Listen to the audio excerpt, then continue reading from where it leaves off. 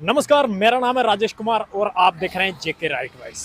स्वागत है आपका हमारे चैनल में। आज जे में बहुत बड़ा एक इशू उठ के आ गया है पहाड़ी स्टेटस पे लेके। तो हम जाने माने एक शख्स हैं जिनको आपने बहुत बार इसी चैनल पे देखा होगा और उनसे बात करेंगे कि वो क्या राय रखते हैं। एक पहाड़ी होने के नाते वो भी एक पहाड़ी है, चनाव वैली के रहने वाले हैं, और वो क्या राय रखते हैं इस पे और पहाड़ी स्टेटस क्या है उसके बारे में प्रॉपर जानकारी उनसे हम लेंगे। तो उम्मीद करते हैं कि ये जो कॉन्वर्सेशन है आपको अच्छी लगेगी। अरंगिल जी, तो ये शायद मैं ये जानता हूं कि जितने भी हमारे जेके राइट वाइज के दर्शक हैं तो उनको इनकी इंट्रोडक्शन की ज़रूरत नहीं है, क्योंकि वो बच्चा बच्चा इनको पहचानता है, क्योंकि ये चैनल ही इन्हीं के नाम से चलता है। तो मैं इनसे एक क्वेश्चन करूंगा। सर, मैं आपसे ये पूछना चाहता हूं कि पहाड़ी स्टेटस क्या है और इतने प्रदर्शन की क्यों ज़रूरत पड़ी इस पहाड़ी स्टेटस को लेके। सबसे पहले तो नमस्कार जेके राइट वॉइस के जितने भी हमारे व्यूवर्स हैं उनके लिए नमस्कार। आज पहाड़ी स्टेटस पहाड़ी स्टेटस सर, ये बिफोर 370 हटाने से पहले और 35 के ख़त्म होने से पहले सिर्फ कुछ जनजातियां थी जिनको पहाड़ी स्टेटस दिया जाता था। मीन्स की शेड्यूल ट्राइब में वो आते थे। तो जैसे ही बहुत लोगों को जो डिजर्व करते थे उन्हें उसमें नहीं रखा गया था। ये वक्तन फ़क्तन कम से कम 40-50 साल से दबी आवाज़ में सांस निकल रही थी कि हमें भी ये स्टेटस दिया जाए। तो मैं ये पूछना चाहूंगा कि ये पहाड़ी स्टेटस जो है तो किसने लागू किया था और कब से ये लागू था, और ऐसा क्या हुआ कि इस पे प्रदर्शन करने की जरूरत पड़ी। पहाड़ी स्टेटस दरअसल पहाड़ी स्टेटस का जहाँ तक सवाल है, जब कॉन्स्टिट्यूशन ऑफ इंडिया बना था उस टाइम ही सारे जितने भी पिछड़े वर्ग थे, अन्य गरीब परिवार से जो लोग दबी कुचले जो समाज के लोग थे, उनके लिए कॉन्स्टिट्यूशन में प्रावधान रखा गया था कि उनको अपलिफ्टमेंट के लिए उनका सुधार कैसे हो, उनको आरक्षण दिया जाए, चाहे वो एजुकेशन में हो, पॉलिटिकल रिजर्वेशन दी जाए और हर सेक्टर में उनको सपोर्ट कीजिए ताकि वो भी मेन स्ट्रीम में आए। मगर अफसोस इस बात का है कि जम्मू कश्मीर एक अलग स्टेट इसलिए थी क्योंकि इसका अलग निशान था। अलग निशान होने के साथ साथ बाकी मुल्क में 5 साल के लिए इलेक्शन होते थे, यहाँ 6 साल के लिए होते थे और यहाँ अपनी मर्जी से ही कानून बनाए जाते थे, क्योंकि सेंट्रल गवर्नमेंट सिर्फ कुछ ही डिपार्टमेंट्स को कंट्रोल करती थी। बाकी सब chief minister of Jammu Kashmir की खुद पावर होती थी, वो खुद डिसाइड करते थे और खुद किसी भी कानून को पास करना उनके पास कोई ऑब्जेक्शन नहीं।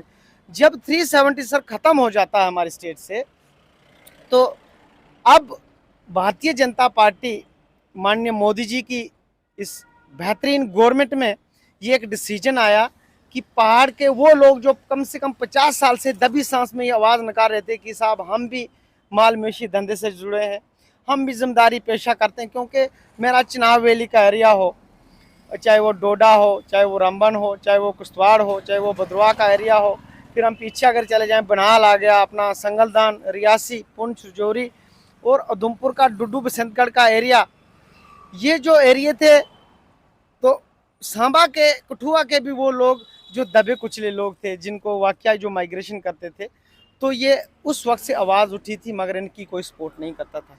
मैं एक और बात आपसे पूछना चाहूंगा कि कुछ दर्शक ऐसे भी होंगे कि जिनको पता भी नहीं है कि शेड्यूल ट्राइब होता क्या है, तो इस पे थोड़ा रोशनी डालिए कि शेड्यूल ट्राइब होता क्या है, ये जो एसटी जो है ये होता क्या है एक्चुअली में, क्या इन ट्राइब्स क्या है। देखो, शेड्यूल ट्राइब्स जो वर्ड है ये उन लोगों के लिए इशू जो अति अति पिछड़े वर्ग से आते हैं, जैसे गुज्जर बकरवाल कम्युनिटी के लोग हैं, जो माइग्रेंट करते हैं, माइग्रेंट करते हैं, उनके पास ज़मीन नहीं होती है साहब। वो अब जैसे गर्मी का सीज़न है, अब वो जम्मू कश्मीर की उन सुंदर पहाड़ियों पे जाकर अपना बसेरा कर रहे हैं, चाहे उनके पास अपना गाय भैंस हो या बाल बकरी भेड़ है, जो भी उनका सोर्स रहता है, वो अभी पहाड़ों पे बसेरा कर रहे हैं। जैसी सर्दियों का अरूज आएगा वो जम्मू के कंडी के एरिया में आते हैं और यहाँ पे भी दिखते हैं, उनको होती हैं। कभी कभार वो ज़मीन लेते हैं, वो आने से पहले कोई और रिजर्व कर लेता है, तो गवर्नमेंट ने, हमारी बात थोड़ी डाइवर्ट हो जाएगी, उनके लिए भी प्रावधान कर रखा है कि उनको भी जम्मू कश्मीर गवर्नमेंट 370 जाने के बाद उनको भी ये दिया गया कि वो भी अपने घर तक की जगह रखें, उनका भी एक परमानेंट घर हो, यह ना हो कि वो कहाँ जाएं मतलब तो चलते ही रहे हैं, ऐसा ना हो जाए। चलते ही नहीं रहे। गवर्नमेंट वक्त वक्त के साथ बहुत अच्छा कर रही है कि उन उस कम्युनिटी का भला हो।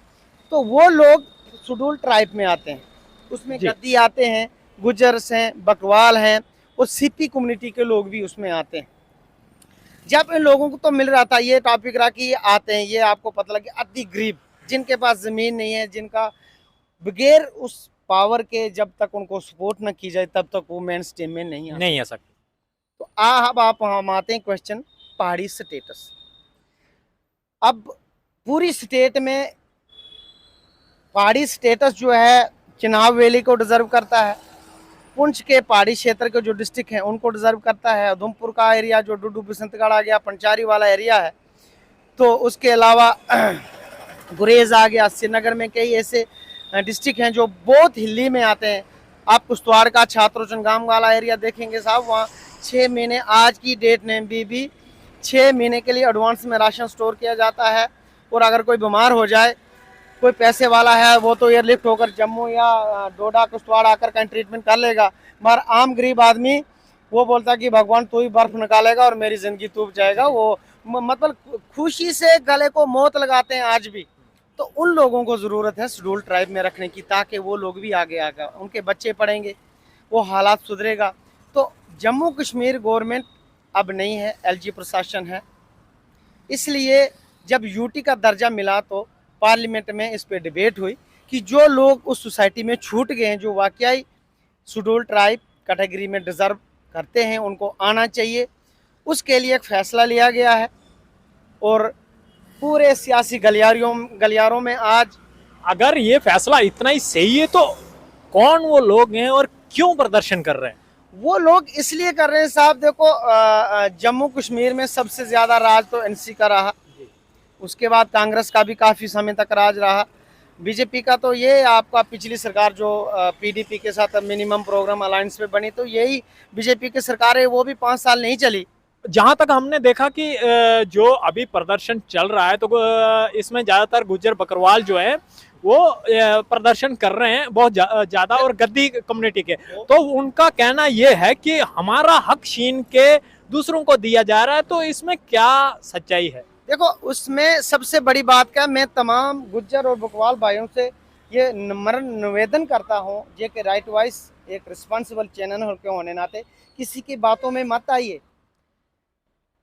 होम मिनिस्टर ऑफ इंडिया ने ये डायरेक्ट स्टेटमेंट दिया है, एक लेटर जारी किया कि गुज्जर बकरवाल और गद्दी कम्युनिटी, जिन कम्युनिटी को एसटी दर्जा मिलता था उनका नहीं हटाया जाएगा, उसमें कटौती नहीं की जाएगी, बल्कि उन लोगों को लाया जाएगा वो जो वाकई डिजर्व करते हैं।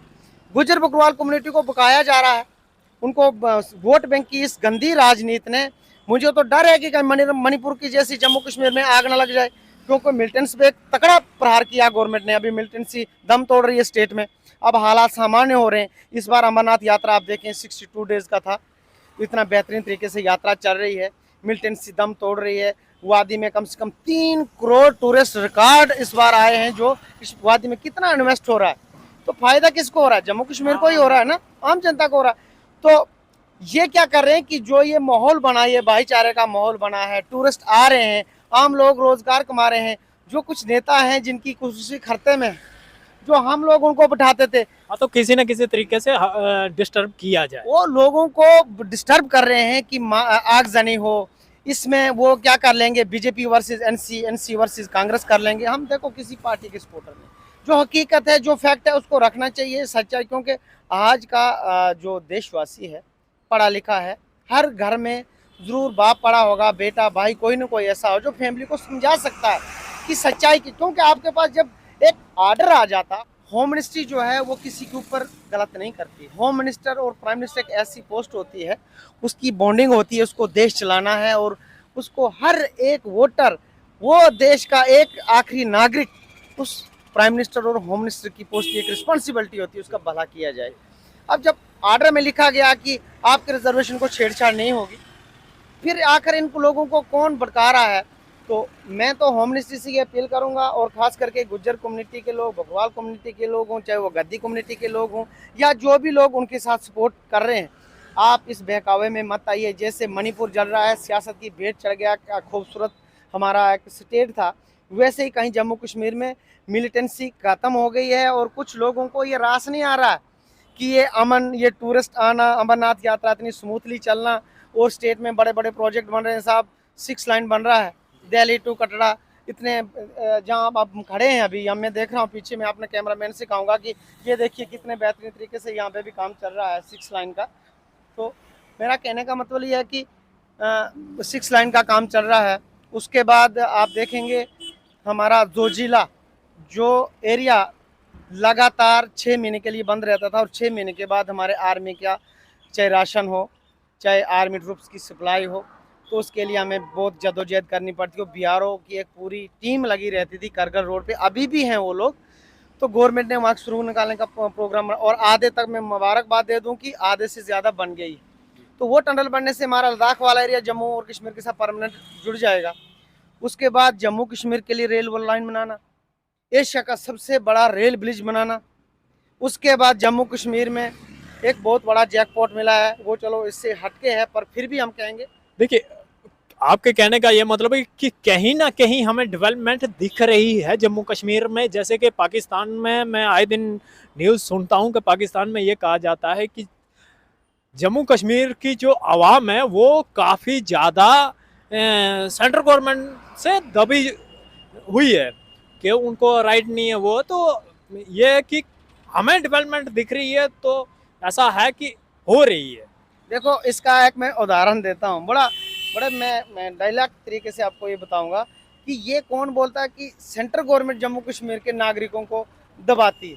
पहली बात तो ये टोटल फेक न्यूज़ है, इनको पता होना चाहिए। अगर जो लोग, अब देखो, मैं मल्टीमीडिया का ज़माना है, यूट्यूब पे इतने, एक बच्ची कुछ हुआ कि एक बच्ची थी, वो अपने स्कूल में जा रही थी, और उसने एक मैसेज दिया था, अस्सलाम वालेकुम मोदी जी, मेरे स्कूल में डेस्क नहीं है, दरवाज़ा टूटा है और छत से पानी टपकता है।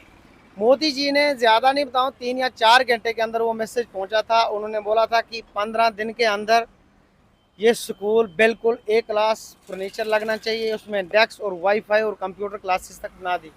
तो ऐसा नहीं है, मोदी जी ने कहा है कि जम्मू कश्मीर सर्वोपरि है, उनके नागरिकों की रक्षा हो जो पर्याप्त, क्योंकि 370 की वजह से हमारे बहुत ऐसे हकूक थे जो दब गए हैं। पाकिस्तान तो आटे के लिए छीना झपटी कर रहे हैं, जो देश के लोग आटे के लिए मर जाएं वो हमें क्या सिखाएं साहब। हमने रेलवे का एशिया का सबसे हाईएस्ट ब्रिज बनाया है, जम्मू कश्मीर में रेल लाइन जा रही है, जोजिला का टनल बना रहे हैं हम। थैंक यू, थैंक यू, बहुत बहुत शुक्रिया।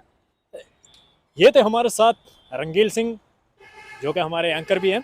तो आई होप कि आपको अच्छा लगा होगा, और ये जो शेड्यूल्ड ट्राइब का जो है ये मुद्दा समझ में आया होगा। अगर आप चाहते हो कि इस पे एक डिटेल वीडियो बनाई जाए तो आप कमेंट करके हमें बताएं, और हमारी सपोर्ट करने के लिए हमारे चैनल को सब्सक्राइब करें और लाइक करना ना भूलें। जय हिंद, जय भारत।